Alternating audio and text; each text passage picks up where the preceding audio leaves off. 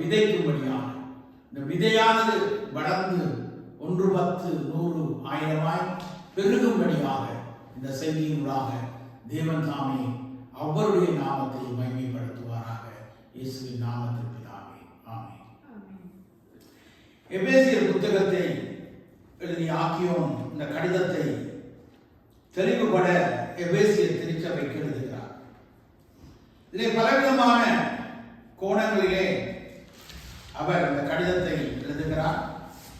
இந்த கடிதம் எழுதப்படும் பொழுது நிருபம் என்று நாங்கள் பார்க்கிறது கடிதம் என்பது தமிழில் நாங்கள் பார்க்கலாம்.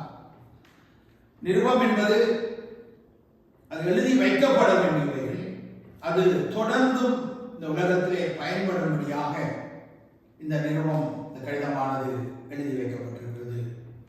ஒரு உயில் என்று கூட இதை சொல்லலாம். ஏனென்றால் இந்த உயிலானது ஒரு திருச்சபையை கட்டி எழுப்பதற்கு, எபேசியர் திருச்சபையை கட்டி எழுப்பதற்கு பவுலடிகள் அங்கே பிரஜாதிகளாகிய அந்த மக்களோடு அவர் பேசி அங்கே எழுப்பப்பட்ட ஒரு திருச்சபை தான் இந்த எபேசியர் சபை. இந்த சபையிலே அவர் எப்படி அவர் ஆரம்பிக்கிறார் என்றால், தேவனுடைய சித்தத்தினாலே இயேசு கிறிஸ்துவின் அப்போஸ்தலனாகிய பவுல் எபேசிலே கிறிஸ்து இயேசுவுக்குள் விசுவாசிகளாய் இருக்கின்ற பரிசுத்தவான்களுக்கு அவர் இதை எழுதுகிறார். யாருக்கு எழுதுகிறார் என்றால், விசுவாசம் உள்ளவர்களாக இருக்கின்ற பரிசுத்தவான்களுக்கு அவர் எழுதுகிறார். தேவனுடைய சித்தத்தினாலே, தேவனுடைய சித்தத்தினாலே இயேசு கிறிஸ்துவின் அப்போஸ்தலனாக அழைக்கப்பட்டவர். ஒரு மனிதன் தேவனுடைய சித்தத்தினாலே தான் ஒரு ஊழியக்காரனாக அழைக்கப்படுகிறார். அந்த ஊழியக்காரனுடைய வேலை என்ன என்பதை நாங்கள் இந்த எபேசியர் புத்தகம் தெளிவாக சொல்லுகிறோம். 2வது வசனத்தை நாம் வாசிப்போம். பிதாவாகிய தேவனாலும் கர்த்தராகிய இயேசு கிறிஸ்துவினாலும் உங்களுக்கு கிருபையும் சமாதானமும் உண்டாவதாக. 2 காரியம் உண்டாக வேண்டும் என்று அவர் அங்கே சொல்லுகிறார். முதலாவது, கிருபை உங்களுக்கு கிடைக்க வேண்டும். இயேசு கிறிஸ்துவினாலே அந்த கிருபை உங்களுக்கு கிடைத்திருக்கிறது. அந்த கிருபையினாலே மட்டுமல்ல, அது உங்களுக்கு சமாதானத்தையும் தருகிறது சொல்லப்பட்டிருக்கிறது. சமாதானம் என்று சொல்லப்படும் பொழுது, சமாதானம் என்பது ஒரு சாதாரணமான காரியம் அல்ல. ஒரு மனிதனுடைய வாழ்க்கையிலே சமாதானம் எவ்விதமாக கிடைக்கும் என்று வேதம் நமக்கு சொல்லி வைத்திருக்கிறது. அது பிலிப்பியரிலே எழுதி வைக்கப்பட்டிருக்கிறது.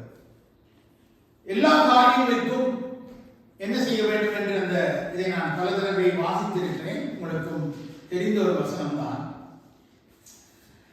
என்ன சொல்லுகிறார் என்றால், அவர் 4வது வசனத்திலே சிறைச்சாலையில் இருக்கும்போது அவர் சொல்லுகிறார், பிலிப்பியர் 4ஆம் அதிகாரத்திலே 4வது வசனத்திலே, கர்த்தருக்குள் எப்பொழுதும் சந்தோஷமாயிருங்கள் சந்தோஷமாயிருங்கள் என்று மறுபடியும் உங்களுக்கு சொல்லுகிறேன். இந்த கடிதத்தை எழுதும் பொழுது, இந்த கடிதம் பிலிப்பி என்ற மக்களுக்கு அங்கே இருக்கிறதான திருச்சபைக்கு எழுதப்பட்ட ஒரு கடிதம். அந்த கடிதத்திலே அவர் அங்கே கூற வர விரும்புவது என்ன, அதை நீங்கள் 1ஆம் அதிகாரத்திலிருந்து வாசித்து பார்த்தால்தான் அங்கே இந்த கடிதம் என்ன சொல்ல வருகிறது, என்னத்தை சொல்லி முடிக்கின்றது.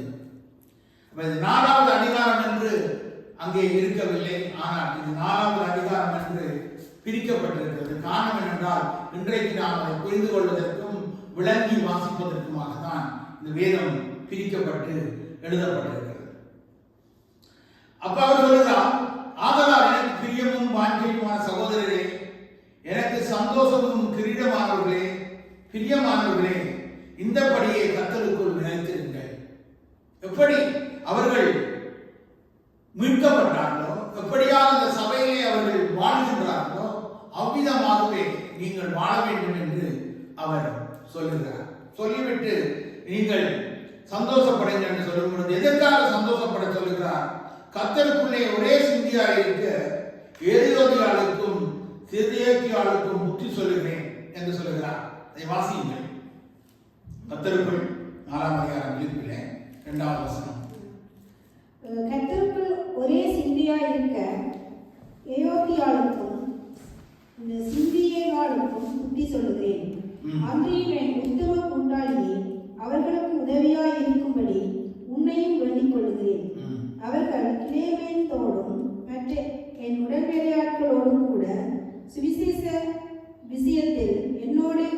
மிகவும் பிரயாசப்பட்டார்கள். அவர்களுடைய நாமங்கள் ஜீவ புஸ்தகத்தில் இருக்கிறது.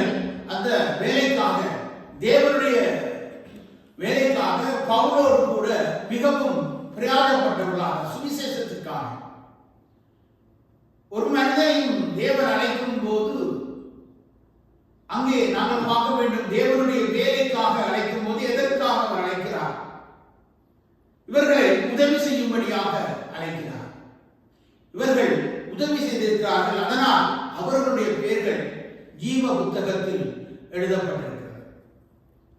நான் அடிக்கடி சொல்வது வழக்கம், நித்திய ஜீவனை அளிப்பது என்பதே தேவனுடைய வாக்கு தத்தமாக இருக்கிறது. ஒருபோதும் ஆண்டவராகிய தேவன் சொல்லவில்லை, நீங்கள் பரலோகத்துக்கு வாருங்கள் என்று அவர் சொல்லவில்லை. மனம் திரும்புங்கள், பரலோக ராட்சியம் சமீபமாயிருக்கிறது என்று அவர் சொன்னார். எங்கே சமீபமாயிருக்கிறது? பூமியிலே அது சமீபமாக இருக்கிறது. ஏனென்றால் பரலோகத்திலே செய்யப்படுவது போல பூமியிலும் செய்யப்பட வேண்டும் என்பதற்காக தான் ஆண்டவராகிய தேவன் இந்த பூமிக்கு வந்தார். இல்லையென்றால் அவர் எடுக்கப்படும் போதே எல்லோரையும் எடுத்துக்கொண்டு அவர் பரலோகத்துக்கு போயிருக்கிறார். ஆனால் அவர் போகவில்லை. என்றால் இந்த பூமி தான் ஒரு பரலோகமாக மாற வேண்டும் என்று ஆண்டவர் விரும்புகிறார். இன்றும் அதை விரும்புகிறார். இந்த பூமியிலே மனிதன் நீடித்த நாட்களாகவும், நீடித்த ஆய்வுள்ளவனாகவும், சமாதானம் உள்ளவனாகவும், மகிழ்ச்சி உள்ளவனாகவும், இந்த பூமியை ஆளுகை செய்கிறவனாகவும் அவன் வாழ வேண்டும் என்பதற்காகவே ரட்சிப்பு மனிதனுக்கு கொடுக்கப்படுகிறது. ஆனால் எல்லோரும் அதை ஏற்றுக்கொள்வதில்லை. அதற்கான ஆயத்தம் அற்றவர்களாக இருப்பதனால் அவர்கள் அதை பெற்றுக்கொள்ள முடியாமல் இந்த உலகத்தை விட்டு கடந்து போகிறார்கள். கர்த்தருக்குள் எப்பொழுதும் சந்தோஷமாயிருங்கள் என்று சொன்னவர், உங்கள் சாந்த குணம் எல்லா மனிதருக்கும் தெரிந்திருப்பதாக, ஏனென்றால் கர்த்தர் சமீபமாக இருக்கிறார். கர்த்தர் எங்கே இருக்கிறார்? உங்களுக்குள்ளே சமீபமாக இருக்கிறார். இதைத்தான் எபேசிய சபைக்கு அவர் சொல்ல வருகிறார். என்ன எபேசிய சபைக்கு சொன்னாரோ அந்த ஆதியாகமத்திலிருந்து வெளிப்படுத்தின புத்தகம் வரைக்கும் எபேசிய புத்தகத்துக்குள் அடங்கி இருக்கிறது. அந்த எபேசிய புத்தகத்தை ஒருவர் படித்தால் ஆதியாகமத்திலிருந்து வெளிப்படுத்தல் வரைக்கும் என்னத்தை தேவன் செய்வதற்காக இந்த பூமியில் வந்தார், எதை அவர் செய்து நிறைவேற்ற வேண்டும் என்று விரும்புகிறார் என்பதை சொல்லப்பட்டிருக்கிறது. எல்லாவற்றையும் எடுத்து சொல்ல முடியாது. ஆனால் இங்கே சொல்லப்பட்ட விஷயத்துக்காக நான் வருகிறேன். நீங்கள் ஒன்றுக்கும் கவலைப்படாமல் எல்லாவற்றை குறித்தும் விண்ணப்பங்களையும் சோத்திரத்தோடு கூடிய ஜெபத்தினாலும் வேண்டுதலாலும் தேவனுக்கு தெரியப்படுத்துங்கள். அப்பொழுது எல்லா புத்திக்கும் மேலான தேவ சமாதானம் உங்கள் இதயங்களையும் உங்கள் சிந்தைகளையும் கிறிஸ்து இயேசுக்குள்ளாக காத்துக்கொள்ளும் என்று அவர் சொல்கிறார். அப்ப ஒரு மனிதனுக்கு சமாதானம் எங்கிருந்து வருகிறதா? வேதம் சொல்லுகிறது, எல்லாத்தையும் குறித்தும் கவலைப்படாமல் அவன் எப்பொழுது தேவனுடைய சமூகத்துக்கு தெரிவிக்கிறானோ அப்பொழுதுதான் வரும். அதைத்தான் பவுலடிகள் ஜெபமாக இங்கே ஏறெடுக்கிறதை நாம் பார்க்கலாம். எபேசியர் புத்தகத்திலே அவர் கர்த்தரிடத்திலே ஒரு ஜெபத்தை ஏறெடுக்கிறார். என்ன ஜெபத்தை அவர் ஏறெடுக்கிறார் என்று நாம் பார்க்கும்போது, ஆண்டவராகிய தேவன் நம்மை ஏன் தெரிந்து கொண்டார் என்று அவர் சொல்ல வருகிறார். 4வது வசனத்திலே, தமக்கு முன்பாக நாம் அன்பில் பரிசுத்தம் உள்ளவர்களும் குற்றமில்லாதவர்களுமாய் இருப்பதற்கு அவர் உலக தோற்றத்துக்கு முன்னே கிறிஸ்துவுக்குள் நம்மை தெரிந்து கொண்டபடி. ஆண்டவராகிய தேவன் இந்த பூமியிலே ஒரு மனிதனை தெரிந்து கொள்வதற்கான நோக்கம் அவருடைய சித்தத்தை செய்வது மாத்திரமல்ல, அவர் எப்படி இருக்க வேண்டும். தமக்கு முன்பாக, ஆண்டவருக்கு முன்பதாக நீங்கள் அன்பிலே பரிசுத்தம் உள்ளவர்களும் குற்றமற்றவர்களாய் இருப்பதற்காக தான் அவர் தன்னுடைய இரத்தத்தை சிந்தி உங்களை ரட்சித்தார். அவருடைய ரட்சிப்புக்கான நோக்கம் என்னென்றால், நீங்கள் குற்றமில்லாதவர்களாக வாழ வேண்டும், அன்பிலே நீங்கள் பரிசுத்தம் உள்ளவர்களாக வாழ வேண்டும் என்பதற்காக தன்னுடைய ஒரே பிரதான குமாரனை இந்த உலகத்திலே கொடுத்து எங்களுடைய அன்பு கொண்டதற்கான நோக்கம் என்னென்றால், நீங்கள் உலக தோற்றத்துக்கு முதல் ஒரு முறை தெரிந்து கொண்டதற்கான நோக்கம் என்னென்று நான் வேதத்திலே பார்த்தால் இங்கே சொல்லப்படுகிறது, வடிவாக சொல்லப்படுகிறது, கிறிஸ்து இயேசுவுக்குள் நம்மை தெரிந்து கொண்டபடியே. அடுத்த 5வது வாசியுங்கள். பிரியமானவருக்குள் தாம் நமக்கு தந்த தந்துள்ள தம்முடைய கிருபையின் மகிமைக்கு புகழ்ச்சியாக அவர் எங்களுக்கு இந்த கிருபையினாலே இந்த உலகத்திலே கொடுத்த அந்த ரட்சிப்புக்கு புகழ்ச்சியாக தம்முடைய தயவுள்ள சித்தத்தின்படியே நம்மை இயேசு கிறிஸ்து மூலமாய் தமக்கு சுவிகார புத்திரராகும்படி முன் குறித்திருக்கிறார். சுவிகார புத்திரராகும்படி, பிள்ளைகளாக இருக்கும்படி அல்ல, சுவிகார புத்திரராகும்படி. சுவிகார புத்திரர் என்றால் எல்லாத்தையும் அவரை போலவே இந்த பூமியிலே எல்லாவற்றையும் செய்யக்கூடியவர்களாக, மாற்றும்படியாக மாற்றியவர் தெரிந்து கொள்கிறார். கவனிக்கிறேன். எதற்காக திருச்சபை, எதற்காக ஊழியம்?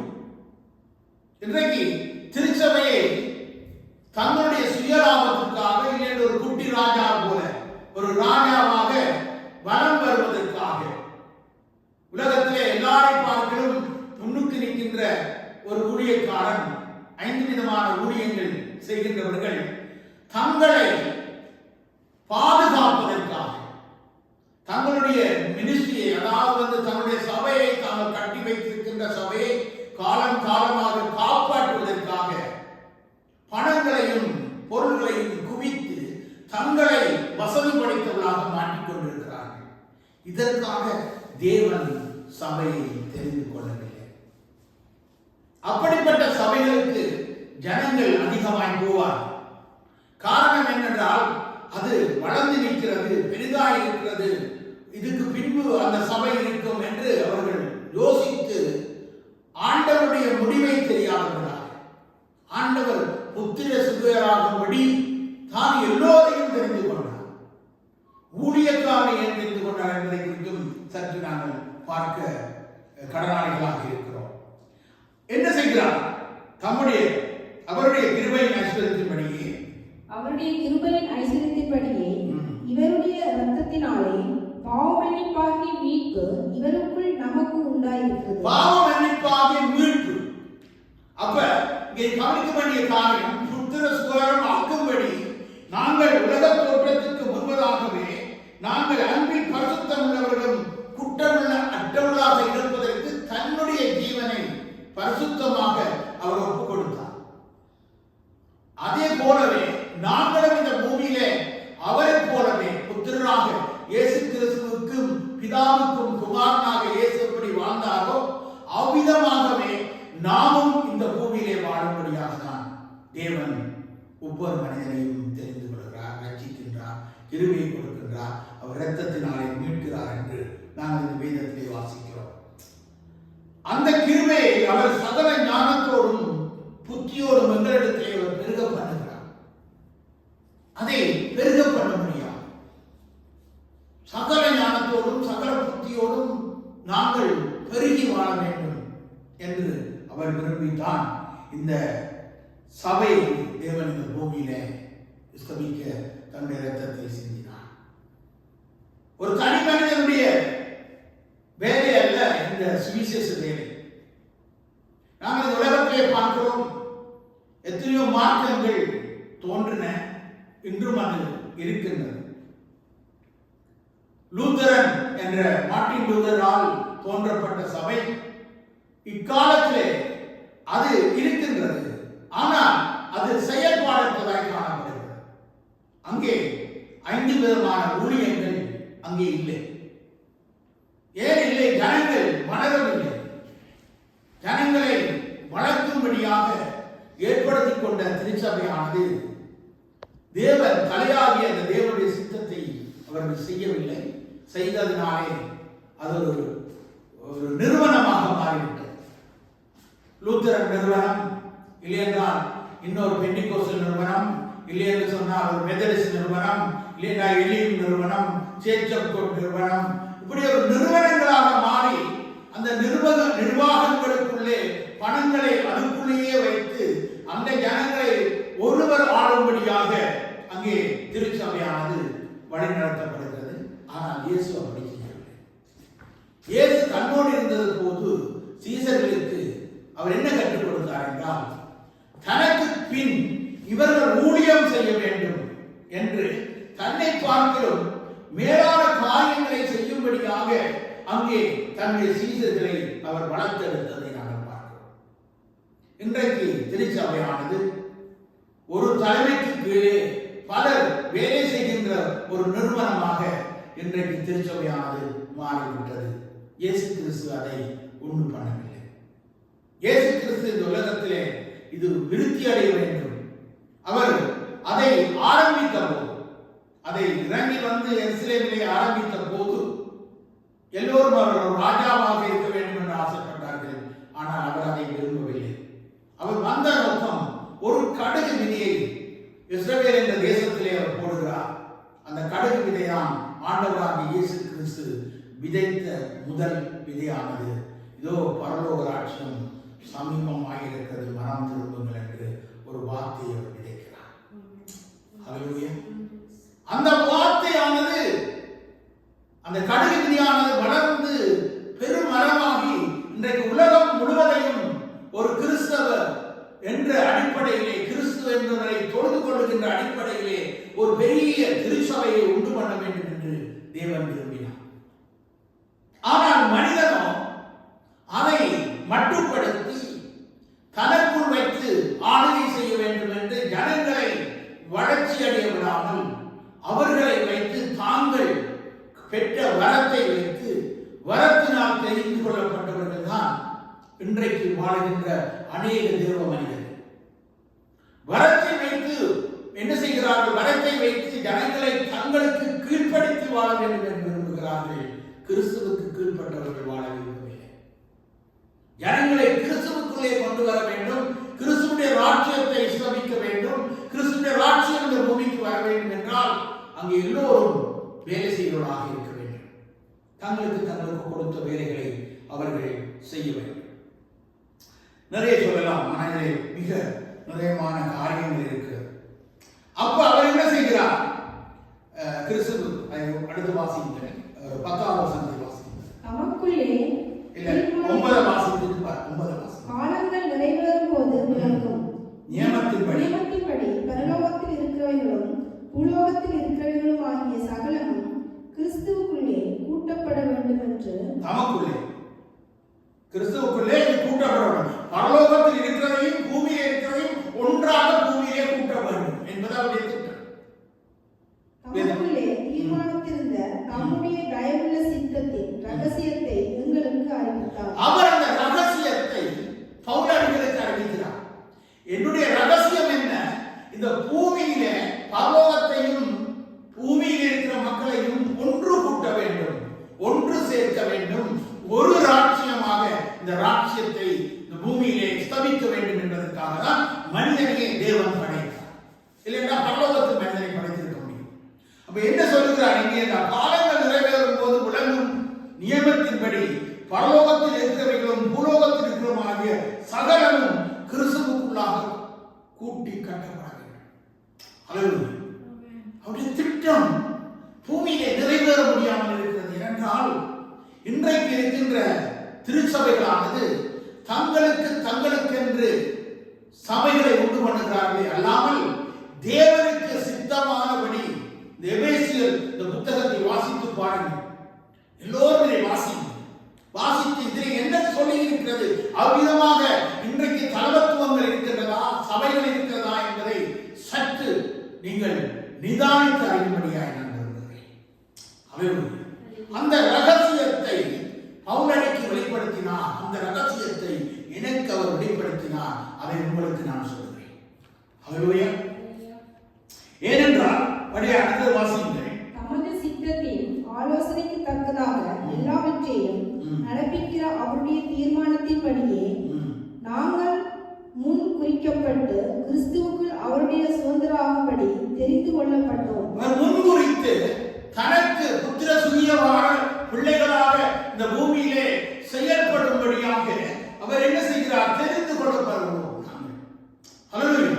ஊழியரை, தேவ மனிதர்களை, தேவ பிள்ளைகளை தேவன் புத்திரராக்கும்படி அவர் தெரிந்து கொள்கிறார். நீங்களும் அப்படியே நீங்களும் ரட்சிப்பின் சுவிசேஷமாகிய சத்திய வசனத்தை கேட்டு விசுவாசிகளான போது வாக்குத்தத்தம் பண்ணப்பட்ட பரிசுத்த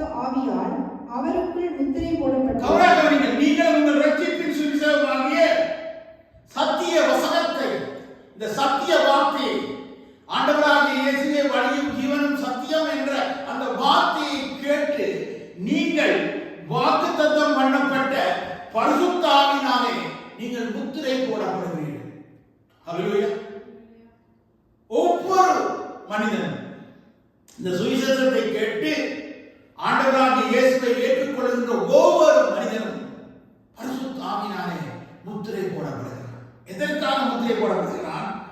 ரட்சிப்பின் சுவிசேஷமாகிய சத்திய வசனத்தை கேட்டு விசுவாசிகள் ஆனபோது வாக்குத்தத்தம் பண்ணப்பட்ட பரிசுத்த ஆவியானவர் ஒரு மனிதனுக்கு கொடுக்கப்படுகிறார் என்றால் அது வாக்குத்தத்தம் பண்ணப்பட்டபடினார்.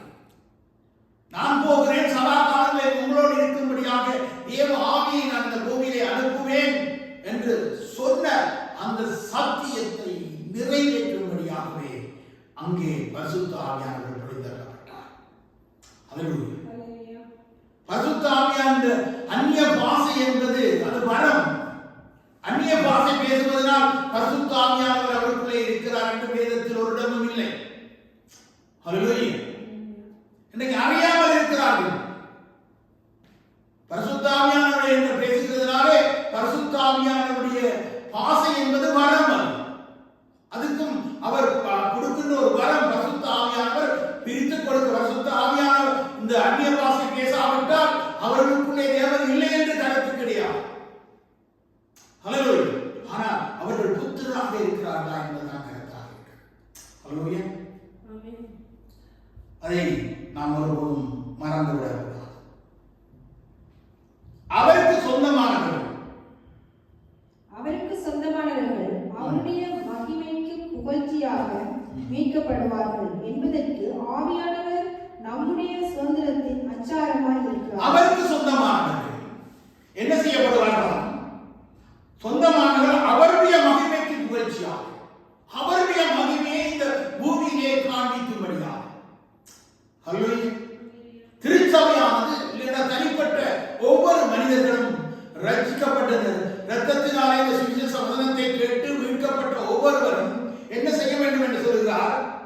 அவருக்கு சொந்தமானவர்கள் அவருடைய மகிமைக்கு புகழ்ச்சியாக, அவரை உயர்த்துகிறவர்களாக, அவருடைய நாமத்தை பிரஸ்தாபப்படுத்துகிறவர்களாக, அவருடைய ராஜ்யத்தை இந்த பூமியிலே கொண்டு வருகிறவர்களாக காணப்படுவார். அல்லேலூயா என்று வேதம் சொல்லுகிறது. ஆனபடியினாலே கர்த்தராகிய இயேசுவின் மேலுள்ள உங்கள் விசுவாசத்தையும் பரிசுத்தவான்கள் எல்லார் மேலும் உள்ள உங்கள் அன்பையும் குறித்து நான் கேள்விப்பட்டு இடைவிடாமல் உங்களுக்காக ஸ்தோத்திரம் பண்ணி என் ஜெபங்களில் உங்களை நினைத்து நம்முடைய கர்த்தராகிய இயேசு கிறிஸ்துவின் தேவனும் மகிமையின் பிதாவுமானவர் தம்மை நீங்கள் அறிந்து கொள்வதற்கான ஞானத்தையும் தெளிவையும் அளிக்கிற ஆவியை உங்களுக்கு தந்தருள வேண்டும் என்றும் தாம் நம்மை அழைத்ததினாலே நமக்கு உண்டாயிருக்கிற நம்பிக்கை இன்னதென்றும் பரிசுத்தவான்களிடத்தில் தமக்கு உண்டாயிருக்கிற சுதந்திரத்தினுடைய மகிமையின் ஐஸ்வர்யம் இன்னதென்றும் தாம் கிறிஸ்துவை மரித்தோரிலிருந்து எழுப்பி அவரிடத்தில் நடைபெற்ற தமது பலத்த சத்துவத்தின் வல்லமைப்படியே விசுவாசிக்கிறவர்களாகிய நம்மிடத்தில் காண்பிக்கும் தம்முடைய வல்லமையின் மகா மேன்மையான மகத்துவம் இன்னதென்றும் நீங்கள் அறியும்படிக்கு அவர் உங்களுக்கு பிரகாசமுள்ள மனக்கண்களை கொடுக்க வேண்டும் என்று வேண்டிக் கொள்கிறேன். அவருடைய மகிமையை அறிந்து கொள்வது, அவரை அறிகின்ற அறிவை நாம் பெற்றுக் கொள்வதற்காக தான் திருச்சபையாகும். திருச்சபையின் மூலமாக இயேசு கிறிஸ்து வெளிப்பட்டு அந்த மகிமை ஒவ்வொருவருக்குள்ளும் அங்கே வெளிப்படும் பொழுது அவருடைய ராஜ்யம் இந்த பூமியிலே வரும். அந்த ராஜ்யத்திலே நீங்கள் பங்குள்ளவர்களாக இருக்க முடியும். தான் ஒரு சபை. அடுத்த வாசம் நேரங்கள் காணாது அவரை உன்னதங்களில் தம்முடைய வலது பாரிசத்தில் உட்காரும்படி செய்து எல்லாவற்றையும் அவருடைய பாதங்களுக்கு கீழ்ப்படுத்தி எல்லாவற்றையும் எல்லாவற்றாலும் நிரப்புகிறவருடைய நிறைவாகிய சரீரமான சபைக்கு அவரை எல்லாவற்றுக்கும் மேலான தலையாக தந்தருளினார். ஆமென். அப்ப அவர் என்ன செய்திருக்கிறார்? எல்லாவற்றுக்கும் எல்லாவற்றினாலும் நிரப்புகிறவர் அந்த சபைக்கு தலையாக தந்திருக்கிறார். அப்ப சரீரமானது இயேசுவை போல செயல்பட வேண்டும். அல்லேலூயா. அப்ப சரீரமானது இயேசுவை போல செயல்படாவிட்டால் அந்த சரீரத்தில் ஏதோ ஒரு பிழை இருக்கிறது. அல்லேலூயா. என்ன தலை சொல்வதை இந்த சபை செய்யவில்லை. தலைக்கு மகிமை கொடுக்கவில்லை. அவர் பிதாவின் வலது பக்கத்திலே அவர் உட்கார்ந்து இருக்கிறார். ஒரு இதை எடுத்து இந்த கடிதத்தை வாசித்து இந்த ஒரு அதிகாரத்தை மற்றும் நாங்கள் புரிந்து கொண்டாலே இந்த உலகத்திலே தேவன் எதற்காக இந்த சபையை உண்டு பண்ணினார் என்பதை அவர் சொல்லுகிறார். எல்லா துறைத்தனத்திற்கும் கர்த்தத்துவத்துக்கும் வல்லமைக்கும் அதை வாசிக்கும் 20 எல்லா துரைத்தனத்துக்கும் அதிகாரத்துக்கும் வல்லமைக்கும் கர்த்தத்துவத்துக்கும் இம்மையில் மாத்திரமல்ல மறுமையிலும் பெயர் பெற்றிருக்கும் எல்லா நாமத்துக்கும் மேலாய் அவர் உயர்ந்திருக்கத்தக்கதாக அவரை உன்னதங்களில் தம்முடைய வலது பாரசத்தில் உட்காரும்படி செய்து எல்லாவற்றையும் அவருடைய பாதங்களுக்கு கீழ்ப்படுத்தி எல்லாவற்றையும் எல்லாவற்றாலும் நிரப்புறவருடைய நிறைவாகிய சரீரமான சபைக்கு அவரை எல்லாவற்றுக்கும் மேலான தலையாக தந்திருந்தார். இவ்வளவு துறைத்தனங்கள், அதிகாரங்கள், வல்லமைகள் எல்லாவற்றையும் இந்த உலகத்திலே திருச்சபையானது ஜெயிக்கக்கூடியவர்களா நாங்களும் கூட இதை அறிந்து கொள்ளாமலாகவே காணப்படுகிறோம். அல்லேலூயா. ஏனென்றால் அவர் எல்லாவற்றுக்கும் மேலாக இந்த திருச்சபையை அவர் வைத்திருக்கிறார். இதற்கு தான் 5 விதமான ஊழியங்களை தேவன் கொடுக்கிறார். அல்லேலூயா. ஆண்டவராகிய தேவன் இந்த பூமியிலே 5 விதமான ஊழியங்களை கொடுத்ததற்கான நோக்கத்தை குறித்து நாங்கள் வாரத்திலே பார்ப்போம். அல்லேலூயா. அப்ப இந்த சபையானது இப்படியாக கட்டப்பட வேண்டும் என்றுதான் தேவன் விரும்புகிறார். அல்லேலூயா. இந்த உலகத்தை ஆளுகை செய்கின்ற, உலகத்தின் வல்லமைகளை எல்லாம் உடைத்து நொறுக்கக்கூடிய ஒரு திருச்சபையாக எல்லா அவயங்களும், இதுதான் இந்த அவயங்களை பற்றி சொல்லப்பட்டிருக்கு. கால் என்ன செய்ய வேண்டும், கை என்ன செய்ய வேண்டும், இந்த நடக்க வேண்டியது எல்லாம் சேர்ந்து ஒரு சபையாக இயங்க வேண்டுமையானால் எல்லா அங்கமும் அங்கே செயல்பட வேண்டும். ஒரு தலைவன் மட்டும் வரத்தை வைத்துக் கொண்டு செயல்படுவதனாலே அந்த சபையானது ஒருபோதும் வளர்ச்சி அடையாது. அல்லேலூயா. அது தனிப்பட்ட ஒரு நிறுவனமே தவிர அது திருச்சபை அல்ல. அல்லேலூயா. இன்னைக்கு தாங்கள் ஒரு சபையை இந்த உலகத்திலே நிறுவி இருக்கிறோம். அந்த சபை தங்களுக்கு பின் இப்படி எல்லாம் இருக்க வேண்டும் என்று அவர்கள் அதற்கு பணத்தை சேர்த்து குவித்து வைத்து விட்டு அவர்கள் கடந்து போகிறார். அவர்களை குறித்து ஒரு பட்டியலை அங்கே யூடியூப்ல போட்டிருக்கிறார். அல்லேலூயா. பட்டியல் போடப்படுவதற்காக கிறிஸ்து இல்லை. கிறிஸ்து என்ற சபையானது ஒரு இந்த உலகத்திலே இதுக்கு அடுத்த நீ 2ஆம் அதிகாரத்தை வாங்கிங்கன்னா என்னத்துக்காக அவர் அதை ரசித்தார், எதற்காக அதை செய்தார், இதை குறித்து நாங்கள் பல ஊழியர்கள் இதை குறித்து பேசியிருக்கிறார்கள். இதை பேசிய புத்தகத்தை குறித்து பலர் பேசியிருக்கிறார்கள். ஆனால் எனக்கு இன்றைக்கு விளங்கிக் கொண்ட விதத்தை பார்க்கும்போது இவ்விதமாக இன்னும் பேசப்படவில்லையோ என்ற ஒரு கருத்து என்னுடைய உள்ளத்திலே தோன்றுகிறது.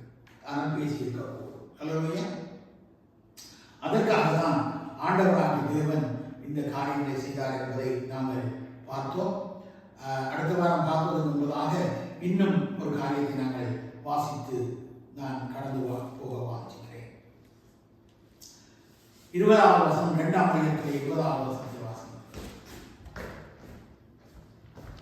அப்போஸ்தலர் தீர்க்கதரிசிகள் என்பவர்களுடைய அஸ்திவாரத்தின் மேல் கட்டப்பட்டவர்களாய் இருக்கிறீர்கள். அதற்கு இயேசு கிறிஸ்து தாமே மூளைக்கல்லாய் இருக்கிறார்.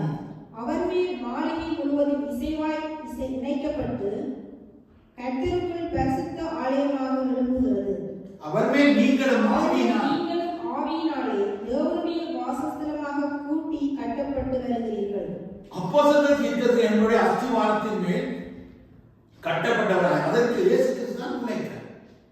அல்லேலூயா. அவர் மேலே கட்டப்படுகின்ற ஒரு சபையாக, ஒரு மனிதன் மேல் கட்டப்படுகிற சபை அல்ல, இந்த பூமியின் மேல் கல்லின் மேல் கட்டப்படுகிற சபை அல்ல, கிறிஸ்துவின் மேல் கட்டப்பட்டிருக்கிற ஒரு சபை இந்த பூமியிலே வர வேண்டும் என்பதற்காக தேவன் தம்முடைய பிள்ளைகளை என்ன செய்கிறார், புத்திர சுகராகும்படி அவர் தெரிந்து கொள்கிறார். அல்லேலூயா. புத்திரர்கள் என்றால் எல்லோரும் சுதந்திரர்கள். அல்லேலூயா. மேன்மை பாராட்ட ஒன்றும் இல்லை. அதனாலே அடுத்த வாரம் இந்த 5 விதமான ஊழியங்கள் எதற்காக, தலைமைத்துவங்கள் எதற்காக என்பதை குறித்து நாங்கள் பார்க்கலாம். அல்லேலூயா. வாசிப்போம்.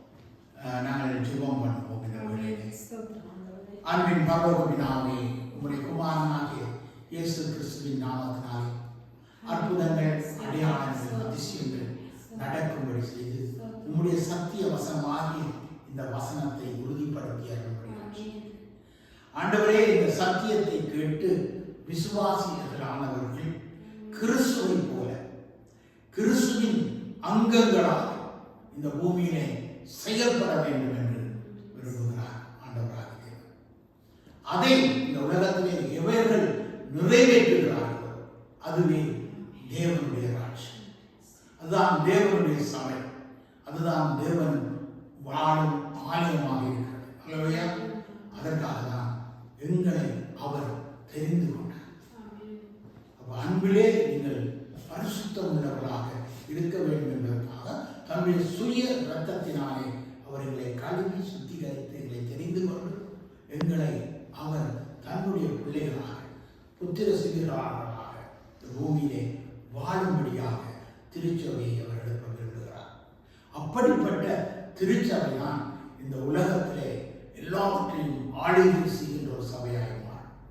அந்த சபை வரும்போது ஆண்டவராக தேவன் மணவாளன் மணவாட்டியை தேடி வருவார்.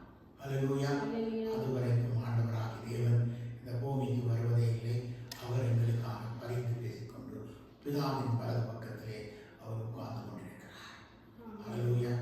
நீ புரிந்து கொள்ளுங்கள், எல்லா துறைத்தனங்கள், எல்லா அதிகாரங்கள், எல்லா வல்லமைகளையும் அவர் ஒட்டிந்து கொண்டு வெளியரங்கமான கோலமாக சிலுவையிலே வெற்றி சிறந்தார். அல்லேலூயா. அதே விதமாக திருச்சபையானது இந்த உலகத்தில் இருக்கிற எல்லா விதமான அந்தகார லோகாதிபதியின் ஆதிக்கங்களை எல்லாம் ஒழிந்து கொண்டு வெளியரங்கமாகி சபையானது இந்த உலகத்தை ஆளுகை செய்கின்ற ஒரு நாள். அந்த நாள் தான் ஆண்டவராக இயேசு கிறிஸ்து இந்த பூமிக்கு வருகின்ற நாளாக இருக்கும். ஏனென்றால் அவர் இந்த பூமியிலே வந்து நம்மை ஆளுகை செய்ய போகிறார். ஆமென். அதற்காக நாம் திருச்சபையானது இருக்கிறது.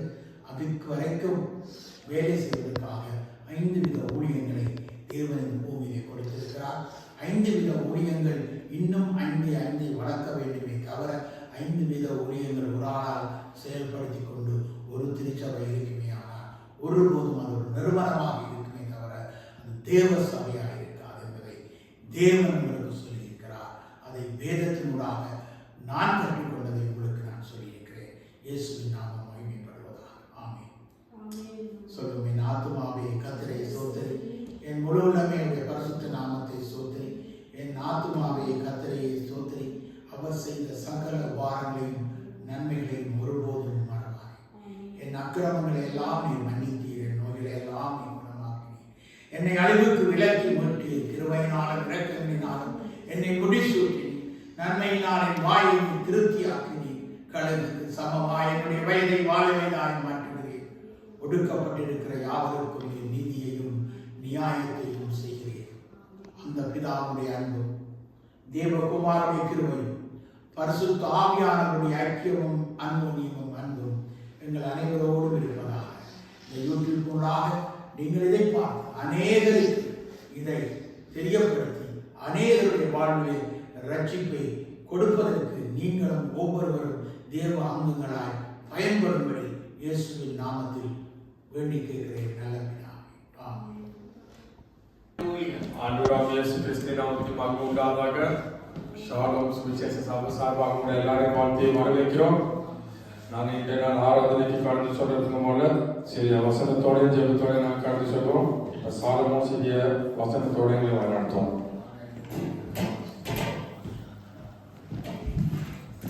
Amen.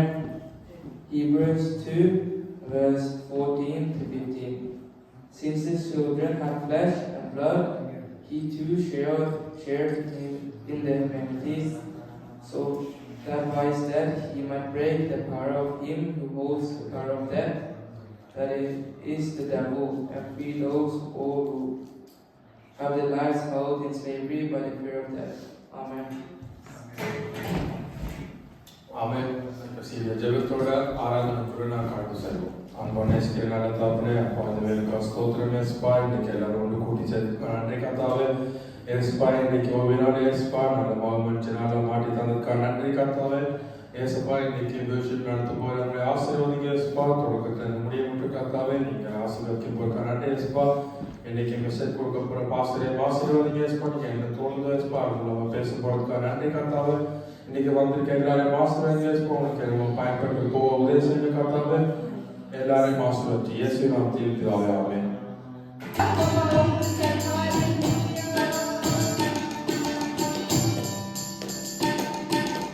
Thank you.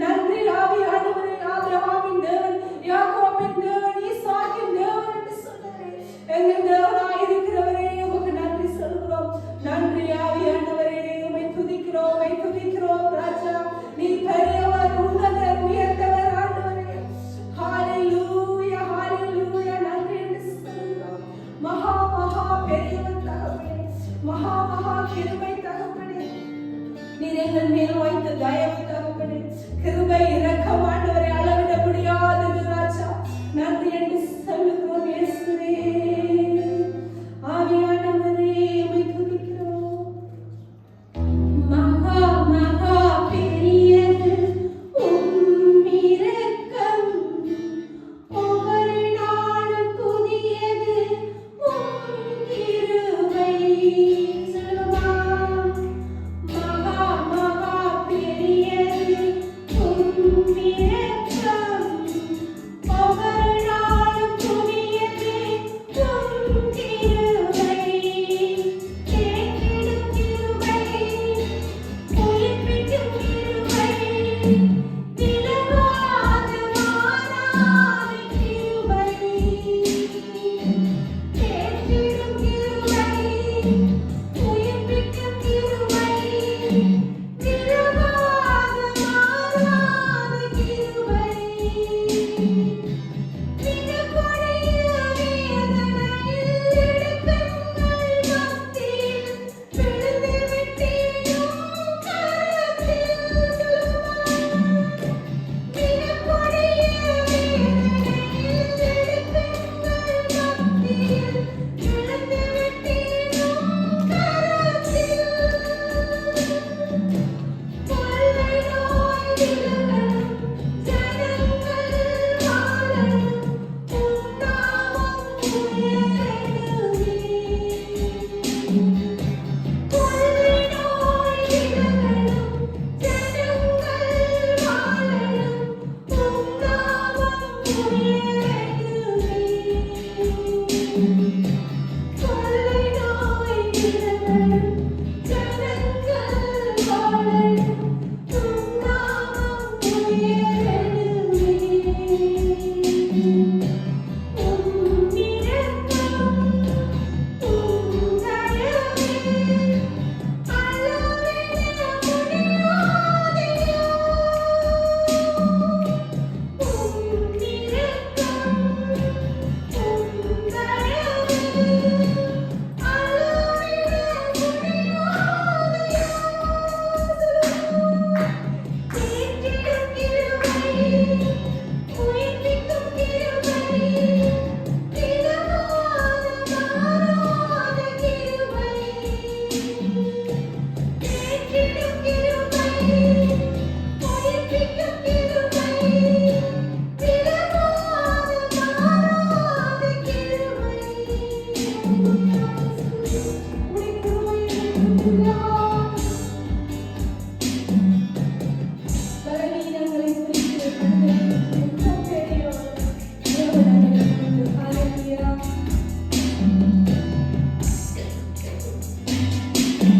பலவீனங்களை குறித்து பரிதபிக்கும் மிகப்பெரிய பிரதான ஆசாரியரே. பலவீனங்களை குறித்து